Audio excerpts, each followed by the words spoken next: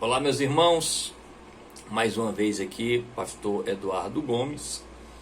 Estamos aqui em mais um vídeo, onde o nosso objetivo é tratarmos de questões bíblicas e teológicas. Eu quero hoje falar sobre o sermão de Pedro, o sermão famoso de Pedro, lá no dia de Pentecostes, que está registrado lá no livro de Atos, capítulo 2, ali versos 14 a 41. É o primeiro sermão, podemos dizer assim, da igreja primitiva. E nós sabemos que Pedro, ele se levanta e faz aquele sermão ali, aquela pregação ali. Depois que o Espírito Santo é derramado, acontece ali todas aquelas manifestações de outras línguas e a reação também dos judeus ali presentes, tanto os judeus nativos, residentes ali em Jerusalém, em Israel, como os judeus de outras regiões. O texto, se você ler Atos capítulo 2, versos 1 a 6 aí, esses detalhes que eu estou falando está lá presente no texto. E aí, diante da reação dos judeus ali presentes, querendo entender o que era que estava acontecendo, o apóstolo Pedro, ele fez uma pregação que explica o que estava acontecendo e o porquê daquilo ali. E aí, no seu sermão, Pedro ele mostra três grandes verdades. Eu quero aqui de forma resumida expor e mostrar a você. Primeira coisa que Pedro mostra no sermão dele é que aqueles acontecimentos extraordinários foram profetizados no Antigo Testamento. E aí ele cita a profecia de Joel, capítulo 2, versículos 28 a seguir. Então Pedro ele usa a escritura do Antigo Testamento para mostrar que tudo aquilo já estava nos planos de Deus, Ele usa a profecia de Joel, mas Jesus também, lá no capítulo 1 de Atos, havia prometido o derramamento do Espírito Santo, e o próprio João Batista, Mateus capítulo 3, Lucas capítulo 3, o próprio João Batista havia profetizado também que Jesus iria derramar do Espírito Santo. Enfim, então Pedro, primeiramente no seu sermão, mostra que aquilo que estava acontecendo ali havia sido profetizado no Antigo Testamento, ok?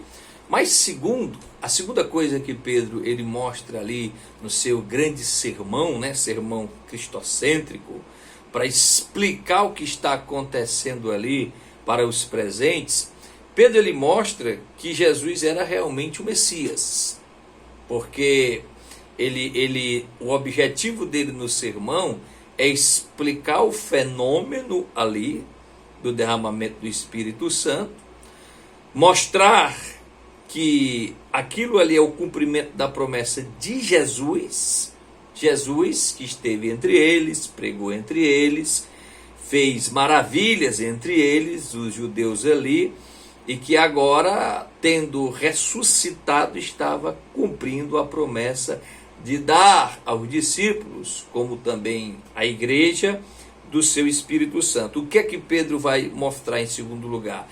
Pedro, ele mostra que Jesus era realmente o Messias. O Messias que as profecias do Antigo Testamento faziam menção. O Messias, o Mashiach, Salvador, o Cristo.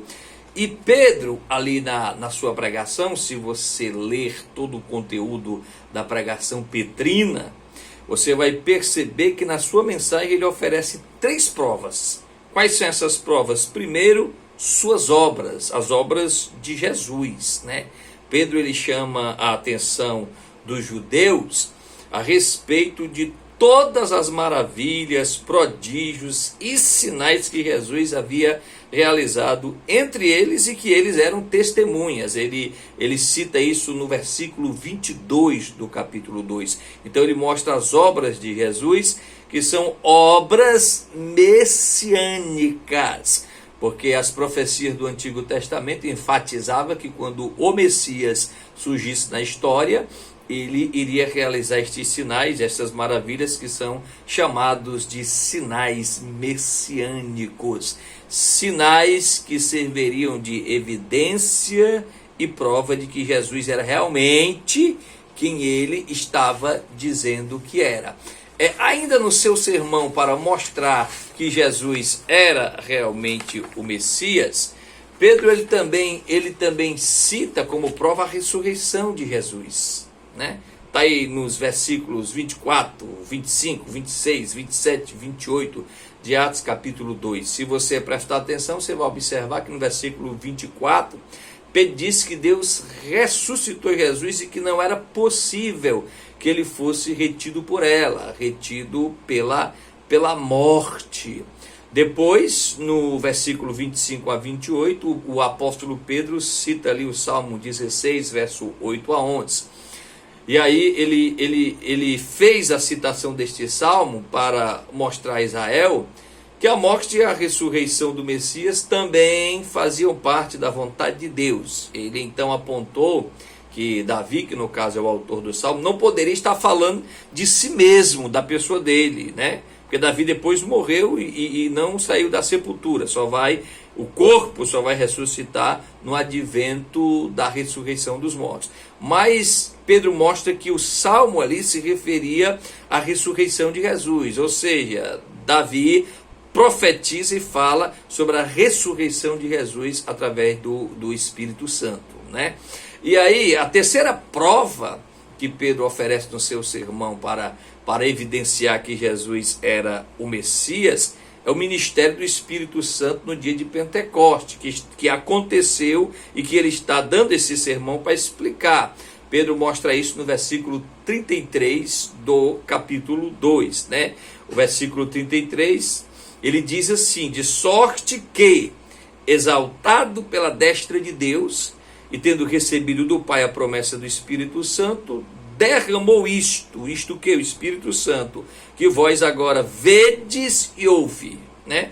Então o que Pedro está dizendo neste versículo, irmãos, é que Jesus, uma vez sendo exaltado pelo Pai, agora está cumprindo a promessa que havia feito sobre o Espírito Santo, sobre derramar o Espírito Santo aos seus discípulos. E aí, se você observar ainda nos versículos 34 e 35, Pedro ele interpretou o Salmo 110, versículo 1, afirmando que ali se falava da exaltação de Cristo, né? Ele disse que Cristo foi exaltado e que Davi profetizou essa exaltação no Salmo 110, versículo 1, ok? Então, só recapitulando aqui, Pedro no seu sermão ele mostra que o que estava acontecendo ali havia sido profetizado no Antigo Testamento. Segundo, ele no seu sermão ele expõe ali que Jesus Cristo é o Messias e dá essas três provas, né? Ele dá como prova os sinais messiânicos, a ressurreição de Jesus e o ministério do Espírito Santo que foi derramado. E que esse sermão é exatamente em consequência do derramamento do Espírito Santo, porque ele vai explicar o que é que está acontecendo ali para todos os circunstantes, para todos os presentes. E aí, terceira coisa que a gente pode ver no conteúdo do sermão do apóstolo Pedro, irmão, Pedro ele também mostra que a ressurreição de Cristo era uma necessidade absoluta. Ele mostra que a ressurreição de Cristo era uma necessidade absoluta. E por que era uma necessidade absoluta, pastor Eduardo? Por duas razões básicas, e Pedro ele mostra isso. Primeiro, porque o poder da morte não podia deter o príncipe da vida. Ele diz isso no versículo 24 do capítulo 2 de Atos, né? E de fato o poder da morte não poderia deter o príncipe da vida, uma vez que foi o próprio príncipe da vida, o dono da vida, Jesus, que se doou. O que fizeram com Jesus? Fizeram por permissão de Deus, fizeram porque estava no projeto, digamos assim, da redenção que Deus havia preparado na eternidade, né? O próprio Jesus, lá no Evangelho de João, capítulo 10, versículo 18, uma certa feita falando aos judeus, Ele disse o seguinte: eu tenho autoridade para dar a minha vida e tenho autoridade para tomá-la, né? Este mandamento recebi de meu Pai, ninguém tira de mim. Então, o próprio Jesus Cristo é que doa a vida. Então, Pedro mostra isso, né? Que a ressurreição de Cristo era uma necessidade absoluta, e era uma necessidade absoluta. Primeira razão, porque o poder da morte não podia deter o príncipe da vida. A segunda razão é porque Deus prometeu a Davi que de sua semente viria um rei, e um reino, ambos eternos. Pedro cita isso no versículo 30 do capítulo 2. O Messias seria descendente de Davi e o reino dele seria eterno. E aí, irmão, diante desse resumo, que eu estou dando só o resumo, mas quando você lê ali todo o sermão petrino, versículo 14 de Atos 2 até o 41, você consegue ver maiores riquezas de detalhe. Mas basicamente Pedro ele mostra isso no seu sermão, né? Aquilo que estava acontecendo tinha sido profetizado no Antigo Testamento, segundo que Jesus era realmente o Messias prometido, e usando as provas que eu citei, né? Sinais messiânicos, sua ressurreição, o ministério do Espírito Santo dado por Jesus naquele dia.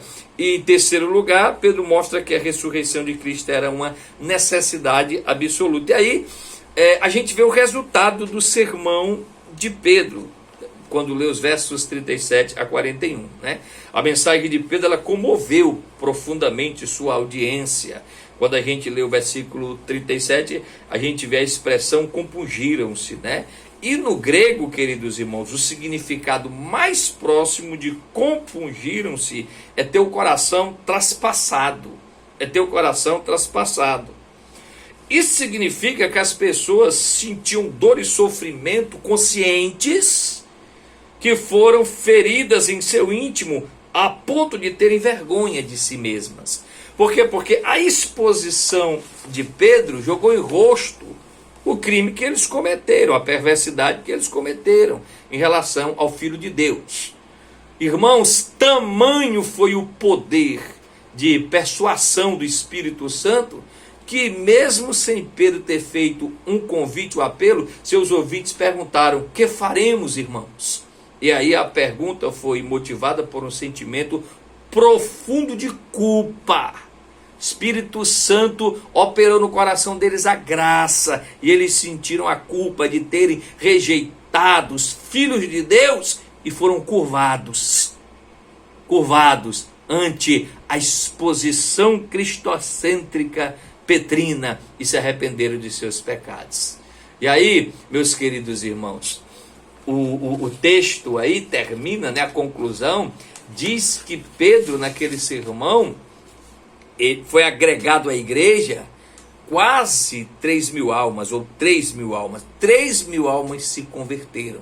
Por quê? Porque houve uma pregação do Evangelho, houve um acontecimento da parte de Deus e houve uma explicação clara, uma explicação cristocêntrica daquilo ali. Jesus foi glorificado, o fenômeno foi explicado, a cruz foi erguida e pessoas se converteram para a glória de Deus. Então, aí um resumo do grande sermão de Pedro. Que possamos pedir ao Senhor que nos dê graça, para que possamos pregar de forma expositiva as Escrituras como Pedro pregou.